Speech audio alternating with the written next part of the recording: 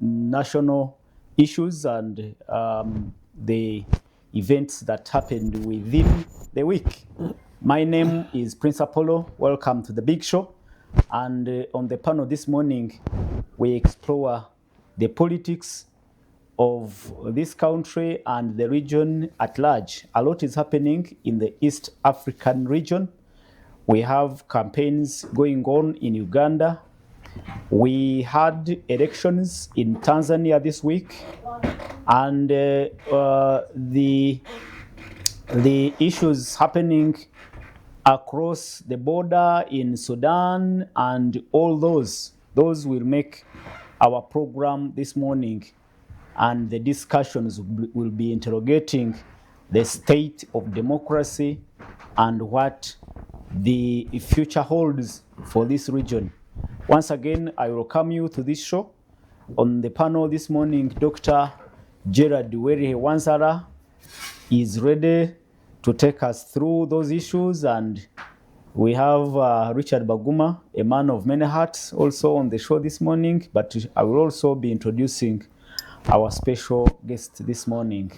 It is my pleasure and honor to introduce Dr. Wanzala. Welcome to the show and good morning. Good morning, Apollo. Good morning to our esteemed viewers and my NRA colleague on the right. The way he's pushing his yellow color on us lately. What have you discovered in yellow recently? Well, it's because I love bananas. Sweet banana. Of course, special greetings to our people of the United Republic of Chirinya. Sure. Thank you for following us every Saturday. Well, thank you so much, Doctor, and the man of many hats. Speak to our viewers. You know, ripe sweet bananas are really sweet. So I was promoting the consumption of healthy sweet bananas. But opera, as always, God first. Sure. All power, all glory to you, our Almighty God. Thank you for enabling us to come back yet again to share our perspectives. I thank the viewers and the listeners. Thank you very much for giving us your time and patronizing us. And of course, management and staff. Apollo Prince, thank you so much for steering us. Sure. It was flooding today, but we managed to survive the floods. Sure. Yeah. Thank you. And of course, like I said, we delve into those issues and events that happened within this week. I talked about the campaigns, presidential campaigns, and we are concluding the first month of presidential campaigns. Largely peaceful, save for a few incidents like the one we witnessed in a hotel in Lila, where security operatives broke into the hotel where the NUP candidate, Robert Chagulanyi, had stayed for the night, and some incidents of crime. We heard that panga wielding attackers hacked the people in Impigi and surrounding districts, but early this morning we also heard that there is an attack in the Rwenzori sub-region involving armed assailants, but we'll be following up on all those stories. Dr. Wanzala will quickly want to hear from you. What do you make of the campaigns that are ongoing, the campaign trail? How is it unfolding? Just in 2 minutes. Since we started following the campaign trail, I'm not seeing a lot of changes in terms of behavior. I see candidates trying to appeal to what they call their targets for votes. Particularly, we have this former mayor of Kawempe, Munyagwa. For me, who is very consistent in kind of, I would call it Idi Amin manifesto of expelling Asians from doing business downtown. Of course, he talks about free borders. I think he's trying to appeal to a particular constituency that may not question. He talks about banning Kiswahili and introducing French instead. So I don't know who he's trying to appeal to, but I see he's sounding more of either Donald Trump or a reincarnation of Idi Amin. Exactly, inward looking. The rest, like Bobby Wine, I think the message is more to do, let's liberate ourselves. Whatever is in that package of liberation is not unpacked very well, but I think he's trying to appeal to a very young population to say, look, it's our time, let's take the mantle and this can happen. It's just a message of probably hope to the young people, but without the details of what, when, and how. And then, of course, I see the big man who has been around for 39 years, positioning himself as a father, a giver, who has been around, who knows everything, with a demeanor of confidence, that even in his speeches at January, I will increase this funding to this and that, showing that on his side, I think there's no thinking that the election can go the other way, other than his expectations. Nandala, I see him doing a lot of small rallies in villages. Some are big, some, but I think the strategy is to dig deeper to find where probably if the incumbent is having one rally at the district at a time, probably wants to have 10 in the villages. And I saw that strategy working very well for Dr. Kizza Besigye, especially in 2016. He's one of those resilient politicians I used to see holding almost 20 rallies a day, and in the morning he's fit to continue. So for me, that's the fact that there hasn't been any major incident. Yeah, except for me, what was perturbing, of course, but not surprising, was the Lira incident.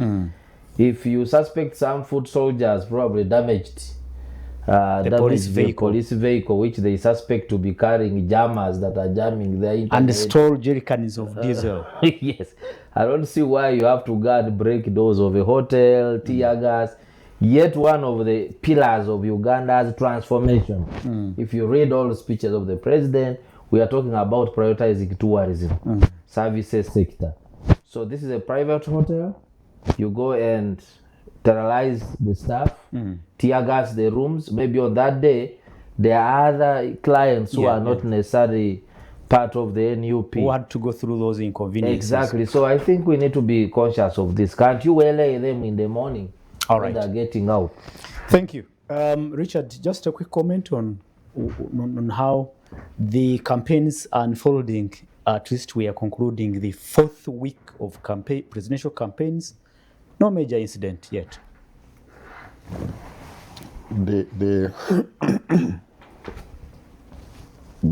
I kind of feel like it's useful to just repeat myself, maybe. More of the same. I have said here before and on all the other platforms that except for biology or the intervention or divine intervention, we know the result of the presidential election. We know it. Yeah, we know the result of the presidential election. Nothing really has fundamentally changed on the ground. So, like I said again, that you see, when you go to watch a soccer match, and you already know that you can get entertained by the crossing and the dodging and the heading, but you are not worried about the outcome. No, you are not worried about the outcome. So we call it match fixing. So so I think that's one of the things that takes away a little bit of the thunder from this election. I said again that clearly the command of the security establishment has decided that this time they will not create the platforms for opposition to campaign. They will restrain and refuse to create the platform. How is it working? I think then you have to choose what to talk about. because you can't talk about being clamped down, being beaten. That was an important campaign issue. And I was telling you that I really feel sorry for the people who stoked tear gas, because really they must be feeling very bad. The tear gas is there going to rot in the store. I follow caricatures of Dr. Spire Sentong with policemen lying down playing duru. Do you know duru? And all sorts of... Yeah, it is. So that is the other thing. I also think that we still have stayed in the individual merit. Yeah, we still, I think, we have really kept stuck in the individual merit thing, and you see it playing around in the independent, in the phenomenon of the independent candidates. Okay. You have a huge number of independent candidates. It doesn't matter whether it's opposition or the ruling party. Like I said the other day, if the independent was a party, they would be the biggest. Yeah, the largest. The largest party next to the ruling one in parliament. Oh, yeah. Yeah, so I think we have more of the same. And it's going to keep that way. And it's sad for me, if I steal a minute. You see, I am involved in at least 3 causes. The cancer control cause, the road safety cause, and you see, if you see that we have not less than 100 people reporting with cancer every day in this country, 100 new cancer cases every day. 100 new? Yes. The estimate is that we have more than 100 new cancer cases every day in Uganda reported to the health centers. That's so serious. Now, I don't need to talk about road safety. We know the number of people dying every day. 15 on our 15. Roads, on average. If Furkamunye perishes every day on our roads, but we are not talking about the injured ones as well. And you can see the recent. The other thing I'm involved in, as you may know, is innovation, industrialization for young people and youth. Now, these are the things that would be like, these are the problems of the country, the major ones, in my view, the issues. And here, unemployment of young people, where I would be focusing on innovation, on youth entrepreneurship with industrialization. None of those things appears in anyone's talk on the campaign trail. The campaign messages. So this is where I have, I really have a challenge, yes. Thank you so much, Richard. And Richard Baguma is no longer a veteran journalist. No, I am an active one again. I'm back on air.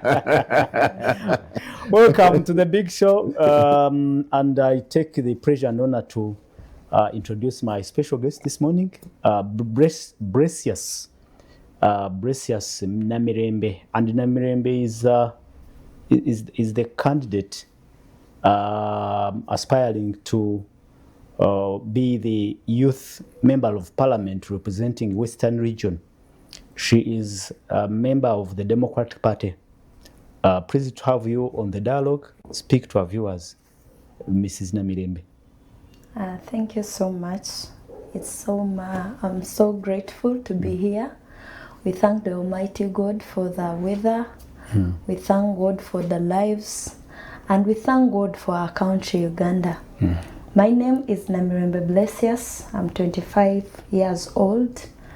I'm a member of Democratic Party.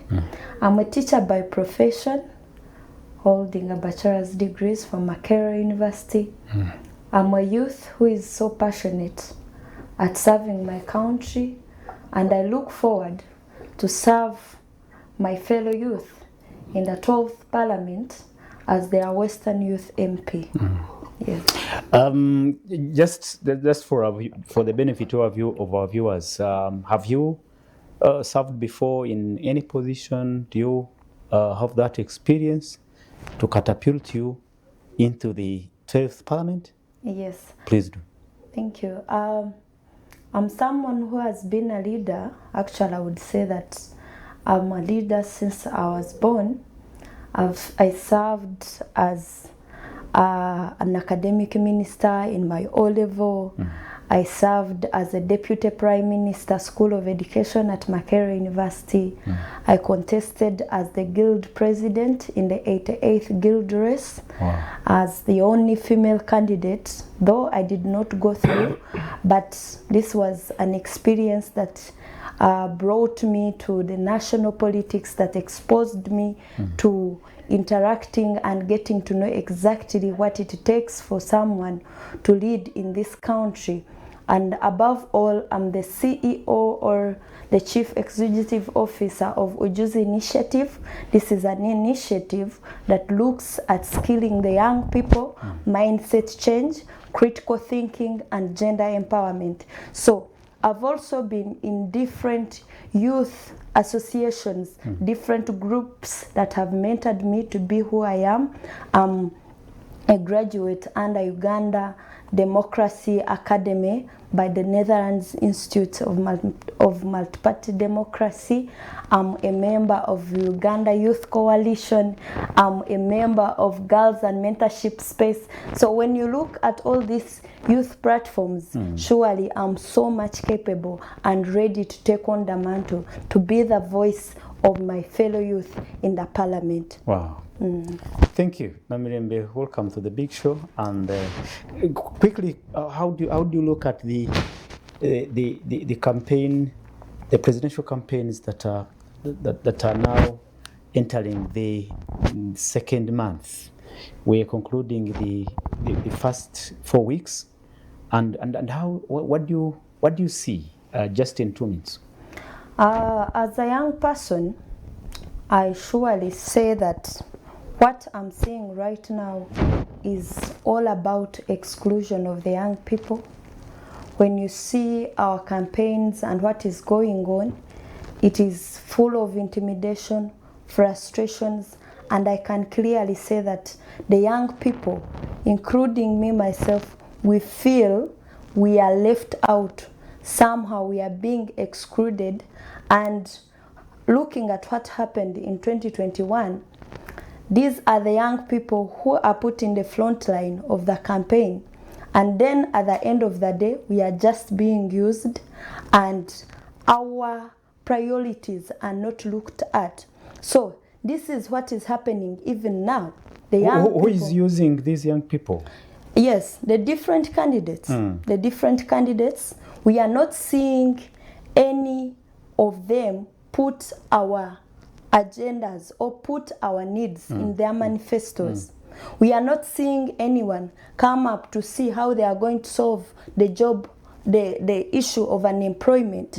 We are not seeing anyone address our challenges. So we feel we are being used. At least some candidates are speaking about PDM and other government programs. Even the jobs, 10 million. Giving out borders and promising 10 million jobs.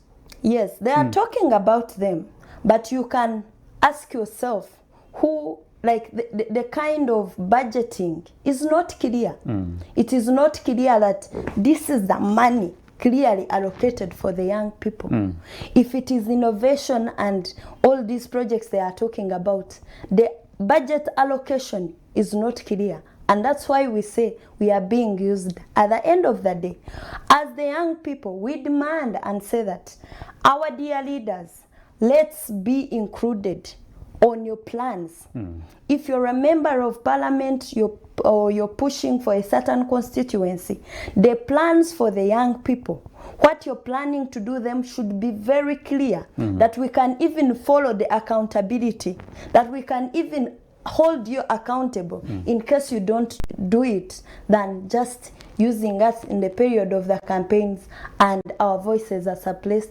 At the end of the day, we do not get anything. Thank you so much, Bresius Namirembe, the DP candidate for the Youth Member of Parliament representing Western Region. And let me quickly, before we delve into the discussion of the politics in the region, let me throw it quickly to Baguma and Doctor.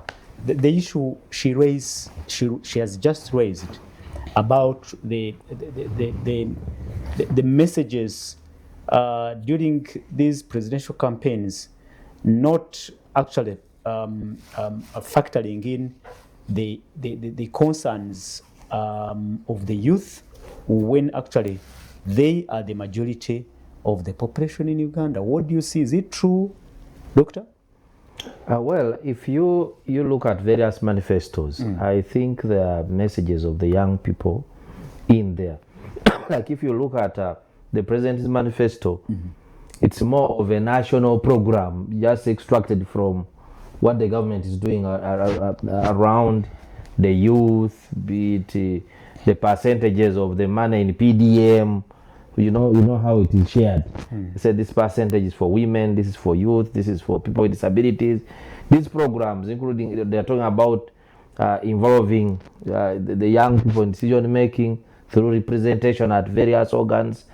They're talking about the return of the youth livelihood programs. Their messages are there. But I think the challenge that we see is that, especially where you have a permanent government for continuously. Permanent? Because if a government has been there for the same regime for 39 years, even when there is no impact, I think that is where the challenge comes from. But also, I have always, every forum I'm getting now, I'm telling the young people that you are the majority in the voting fraction. So don't cry about, being victims now, because you are in the driving seat to decide who is supposed to lead you and who is not. But also because of the level of vulnerability, like poverty, money is a key factor. That is true, that she may be competent as she is, but she may not be elected. And as I predict, how we have observed how youth elections are conducted. The electoral college, you find someone comes with money and hides all the delegates. And that's why we had incidents of delegates being ferried to a neighboring country during the NRM. Exactly. And on Thursday, we were in a high-level dialogue on elections and human rights. These are matters we put to Justice Byabakama. Why has the Electoral Commission failed to term politicians who hide delegates, even in the national election? Because if an election is scheduled to be in a hotel in Jinja, you find a rich candidate, a son of a rich politician or a rich businessman, hiding the delegates, say in Uganda. And all other candidates cannot access the delegates. Even the polling officials are just sitting in the hotel. They don't know whether the voters will turn up or not. Yet, they have paid the facilitation, but the guys that have given facilitation are being hidden drinking alcohol somewhere else. So it's a challenge we have in our electoral system. And I think we have just chosen to give people Panadol, that when they feel they are not getting what they feel they are not getting, let them choose, give them constituencies, give them to participate, so that they cool off, and then they go home. But the process we are taking, the leadership we get as an outcome of a fraudulent process, they don't have manners, they reach office, they steal, whatever they lay their hands on, it's a big problem. A big problem. You tell the youth not to lament. There are many. If they rise up and use their vote and protect and decide on the right candidate. But like I told you, a country which is not civically competent, where people have not been sensitized about governance, you will have a person who will drink a bottle of warrage in the evening, and when he's going to tick someone, what will be in the mind is the warrage he drank yesterday. Richard, did you see the issue raised by Namilembe?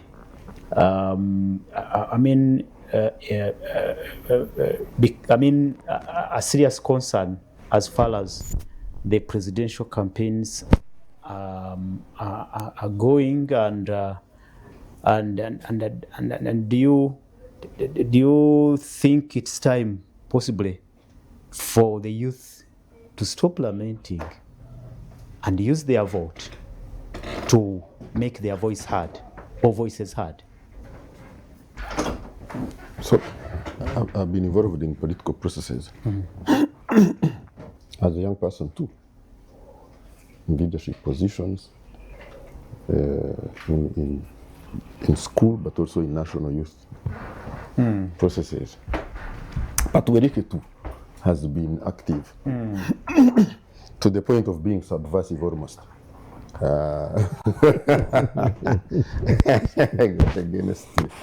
Against our dispensation. So we've been active, really, upward. Now, I had this discussion the other day about youth participation and being kept out and this time. And I asked the young person I had, we were on the show, another show yesterday, and I said, at what point in the history of humanity and the history of Uganda have youth not taken the mantle to lead change? And I said, let's start with the anti-colonial movement. How old was Mutesa? How old was Obote? How old was Musazi when they started? How Were old? they in the early 30s? They were 20-something youth. They are in the youth. Let's go to the people who have fought wars, who got angry, fought wars to take power themselves. They were in the 20s. How old were they? The messages. So I don't, for me, I don't listen with sympathy to the lamenting. Okay. No, that one I don't. And I tell them I have been there. I've told you a story how we took the guild, how we went into the National Students' Council, and all these, all the things. So that's one. The current crop of youth, and as you know, I have a lot of groups I deal with in this session. They have allowed to let themselves down because they get both cheap. Oh, Yeah. they have allowed You have mentioned themselves to be used. You see that you go and blame Biabakama for some people sitting in the hotel and not coming to vote. So what do you want Biabakama to do? Go tear gas them out of the hotel? Above 18, they have their vote. They came to vote. They have allowed themselves. I was telling you the other time, somebody took about 1/5 of them. I went. They were being entertained. Then they bring this musician today. Then they bring. I said, "What? You can't have come to watch musicians, ladies and gentlemen. You came to choose your leaders who are consequential, and you know it is even more consequential because they are going to be your leaders for the next 5 years. But it is the same who are going to continue. How can you be here eating chips? Yeah, but No. I And so that's one. The second thing is an all-powerful, all-pervasive President Museveni. He is all-powerful. It takes a lot. It will take a lot of organization, a lot of teeth biting, a lot of nail biting. But when even any group organizes, any taxi drivers, traders, when they organize, he concedes. yeah. So you don't see that voice of the young people making a movement. They factionalize. So I think while they can claim that they are being silenced, they also must agree that the chips and bottles of whatever you described in the hotels, they are silencing themselves. Yeah, but she raises a serious issue of the messaging not targeting the majority. Because they are not threatening anyone. Hey. They are not. She's a teacher. How many times have the teachers threatened that the man had to look for a way of dividing them, and they agreed to be divided? That you see science. I think you are a science teacher. They increased the salary. The science teacher said, now we have our own group, we are going. But it is because the teachers had pushed and squeezed the fellow. He conceded that. Yes, to the point. increased So their imagine salary. the majority of the population if they worked to squeeze this man. Oh God, this man would make concessions. All right. I don't know if Namini may have I'm sure Namiribe wants to rebut. comment and Honestly, I wouldn't say that. Thank you so much. that you are the problem of yourselves. You are your own problem. You lament, yet you have the power. True, I would say that indeed we have the power. But when you look at the system, how the system is set, then even a young person who believes they have the power, somehow they feel complacent. You will agree with me, look at our electoral system. Now, for example, my race, we are voted for by just delegates at the district level and the sub-county level. That's a small group of people. And normally it is nominated by the NRM. Now, at the end of the day, there is no way you will tell me that this young person has no power. But the system, they do not have even the right to vote for their leaders. How can a regional youth MP just be voted by a small group of people? At the end of the day, you're leaving the majority out. They are excluded out. That's what I'm talking about, that we are being suppressed by the system. But that one cannot stop us, and we are not saying we are lamenting. Actually, we have the power, and we are ready to mobilize ourselves to stand on our ground for this nation. But we cannot fail to say that this system, the electoral system, should change. Me, I suggest that a regional youth MP should be voted by every youth, because we are the majority. How could we be voted by a small group of people? And how can a whole parliament, occupied by over 300 members of parliament, and the youth seats are only 5? Only 5. You want more? I'm not saying we want more. I'm saying that if we are the majority, 73%, let at least, if it is Western region, have Ankole, a youth member of parliament.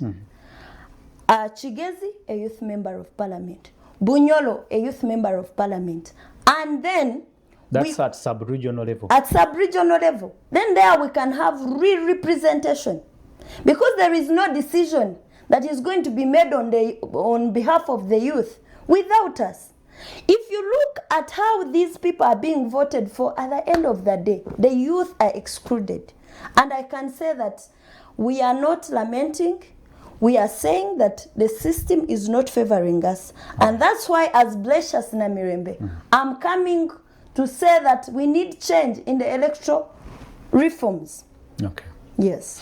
All right. The youth the youth seem not to be satisfied with what is happening, and talking about dissatisfaction from the youth, from the Gen Zs. We cross to Tanzania, where the youth are on the streets, and it is now day 4 of protests after that election on Wednesday, which actually I can see the results coming in, which show that Samia Suluhu is winning, or actually has been declared as the winner of that election with 98% of the vote. 97.6% of the vote. And according to the Tanzanian Electoral Commission, Suluhu garnered 31.9 million votes out of 37 registered voters, while her closest rival Chaumu managed just a paltry 0.65% of the total vote. Of course, the announcement comes after days of protests, and the major cities in Tanzania are on fire. And those are the issues perhaps we need to interrogate. Things are happening across this region, and there are serious matters of concern. Listening to what is coming in from Sudan, mass killings happening in Sudan. There is an uncertainty in Kenya after, of course, we witnessed waves of protests and the death of Raila Odinga. I don't know how the politics will unfold after the death of the main opposition figure in Kenya. We have an election here in Uganda, and also looking at the position of Tanzania in the interest of Uganda as a country. It's where our oil is supposed to go through as it goes to the onto the international market. We are building a pipeline, and the country is on fire. The UN Human Rights released a report last evening indicating that hospitals are actually flooded with people who are injured. The BBC reported that about 500 people have died in these protests. But also, it is clear that the internet was shut down in Tanzania. The news reports from Tanzania are very, there is that censorship that you can hardly get a clear picture of what is happening on the ground, and looks like Her Excellency Samia Suluhu is not ready to relent. Dr. Wanzala, quickly take us through what you take of what is happening in Tanzania and its impact on the politics and democracy in this region. No, thank you very much, Apollo, for that. I think for me, this is a topic I'm very passionate about as a former candidate of IALA in 2017, because I'm really passionate about integration and states coming together to achieve common objectives. Democracy in this region and in Africa is declining.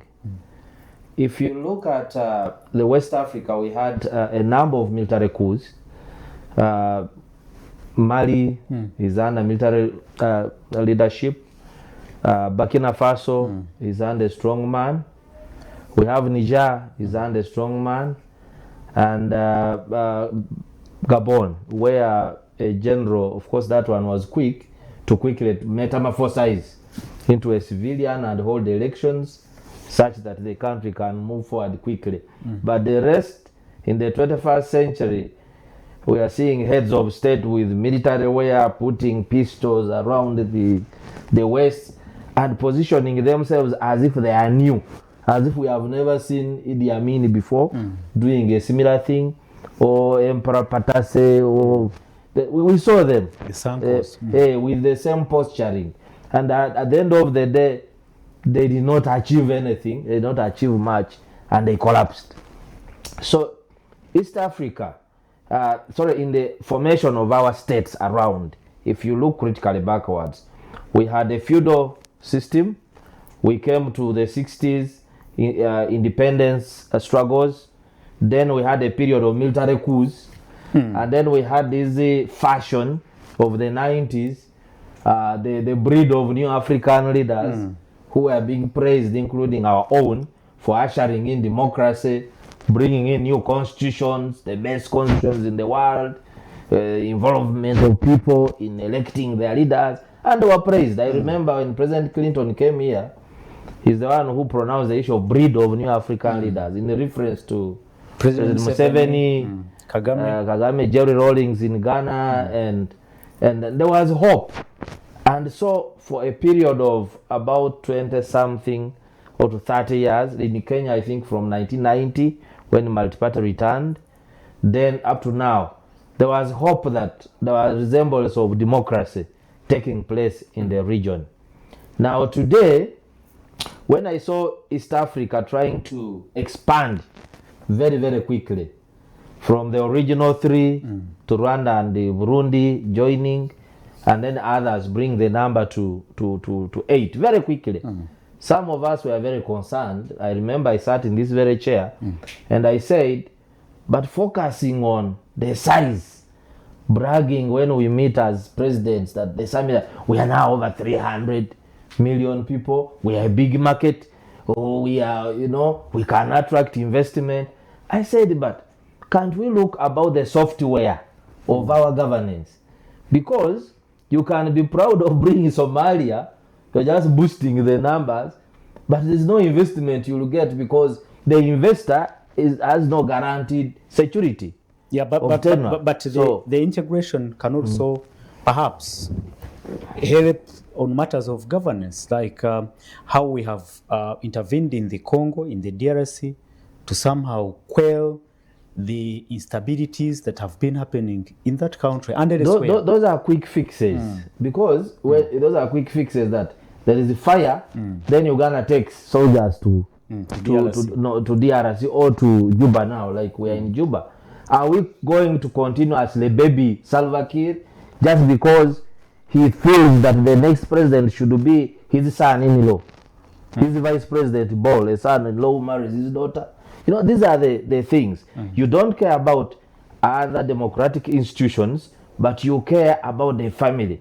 And then the country like Uganda spends a lot. I know it's our market, but you cannot, intervene, because we also a small economy. We have young people, very many who need jobs. We have broken roads. Yesterday I was driving in the flood. I hit Mike. I was in the garage. The whole day. So we also need our resources to help Ugandans, not to be in charge of stabilizing. So you're concerned about the software, the democracy, yes, politics. Look at the European Union, which I think is a model, kind of federation of states.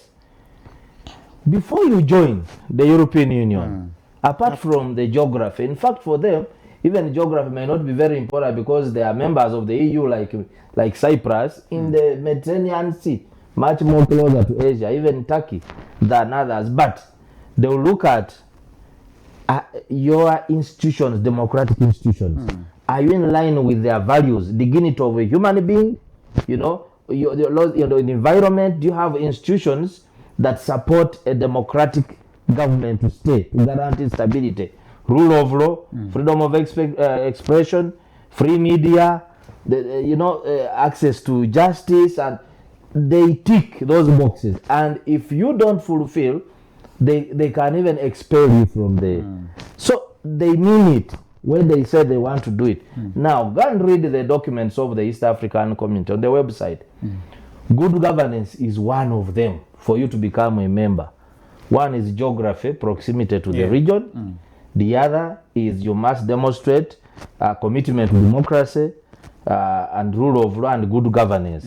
Now look at our states right now. Okay, Tanzania has been, of course, a one-party. I call it a one-party system because actually CCM has been dominating, and CCM has been actually very brutal. Like the election that brought in Magufuli, almost everybody was beaten in Zanzibar. Reason why? For a long time when Mzee Nyerere forged the relationship with Karume, the party in Zanzibar which was ruling was the Civic United Front. In Tanzania was Chama cha Mapinduzi now. So for long, they used to have that arrangement of the two parties.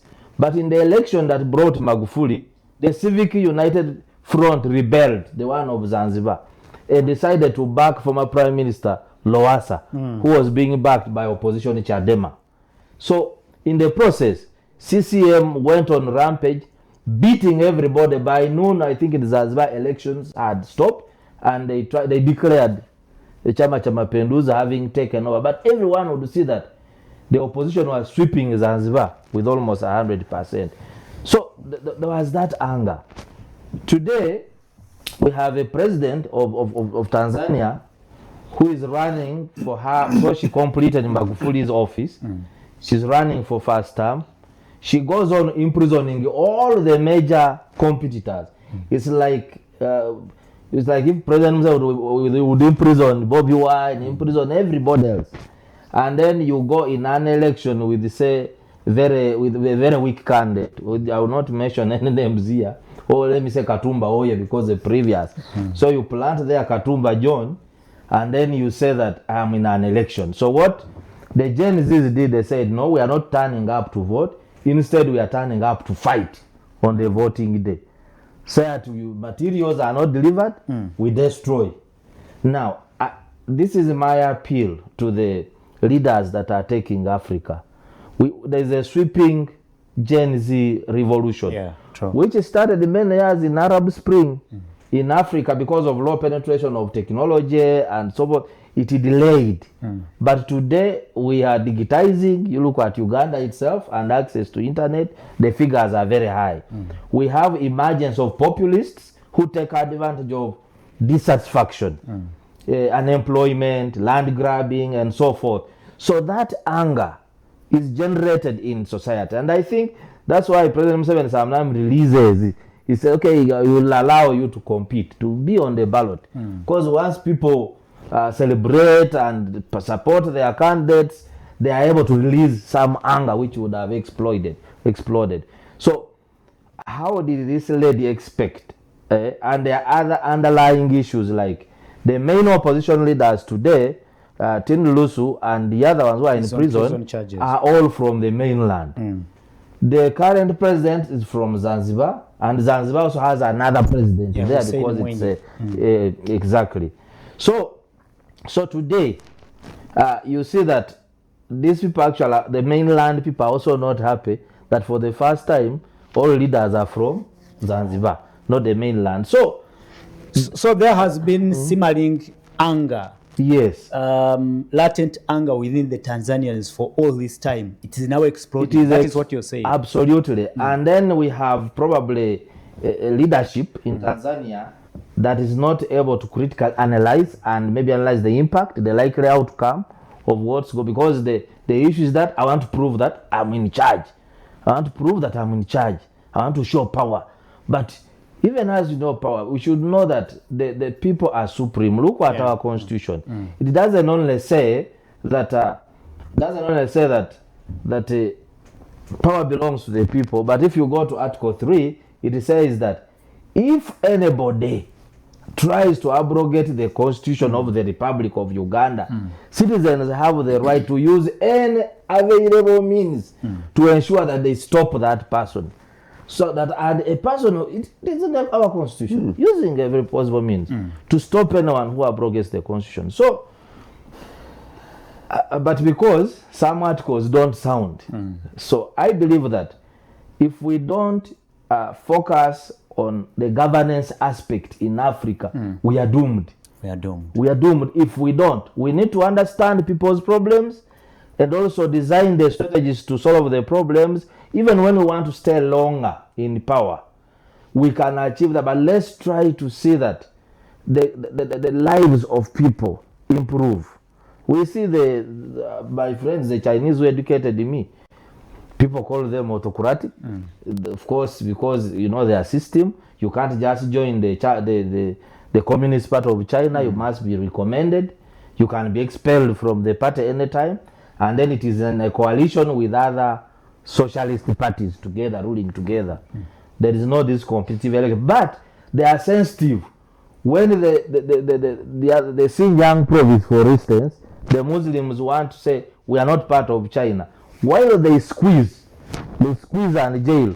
They also go and invest in infrastructure, to try to rail, to improve their lives, such that as they improve on the radical ones, they are also improving the lives of the rest. So they integrate. Which has eluded many of most of the African, because leaders. Today in the 21st century, with all the banks we have, with everything, would we be stealing from our own to go and hide abroad when they are frozen?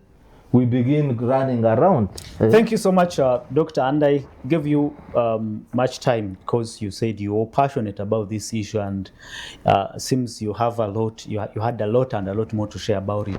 But it gives us a background of what we have to discuss in the second hour, continuing to dig deep into these concerns of deteriorating democracy within the East African region.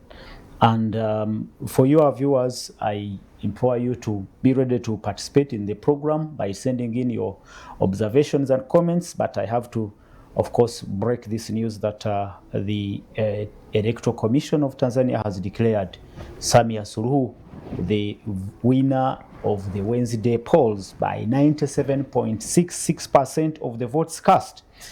And that is 31.9 million votes out of 37 million registered voters. And of course, we have to only wait to see what will happen, because looks like the Gen Zs are not ready to concede, and perhaps what can they do, and what does that mean to the region at large. Let's go for a short break. When we return, the dialogue will continue to explore those and other issues. Don't go away. We'll return after this short while.